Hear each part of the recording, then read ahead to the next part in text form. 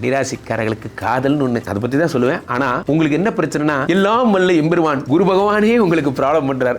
ஊருக்கே ஒரு பிரச்சனைனா குரு விட்டு போய் அழுவாங்க, அந்த குருவே பிரச்சனைனா யார்ட்டடா போய் அழுவுறது அப்படிங்கிறதா உங்க பிரச்சனை. ஏழுக்குடிய குரு பகவான். திருமண வாழ்க்கை பிரச்சனை, திருமணம் முடிஞ்சவங்களுக்கு குடும்பத்துல மாமனார் மாமியார் பிரச்சனை, அதுதான் பிரச்சனைன்னு கோயிலுக்கு போனா அங்க ஒரு பிரச்சனைங்கிற மாதிரி பிரச்சனையே போர்வையா போத்திட்டு தூங்குறவங்கடா நாங்க. 7 பிரச்சனை. குரு பகவான் பிரச்சனை என்ன ஆகும்? முதல் திருமணம், ரெண்டாவது திருமணம், அப்ப முதல் காதலி SARMPD, ரெண்டாவது அதுதான் இல்லைன்னு ஆயிடுச்சே. அப்ப ரெண்டாவது, அப்போ குரு பகவானே பிரச்சனைனா லிவர் ப்ராப்ளம் வரும். லிவர் ப்ராப்ளம் வந்து என்ன பண்ணும்? தீர்த்தவாரி போகப்படாது. போயிட்டேன்னா என்ன ஆகும்? லிவரை மறந்துருங்கோ, முடிஞ்சு போச்சு. உங்க வீட்டு பக்கத்துல ரேஷன் கடை இருக்குமே, பெருந்தினி சாப்பிடாதீங்கோ, சாப்பிட்டீங்கன்னா மாட்டிப்பீங்க.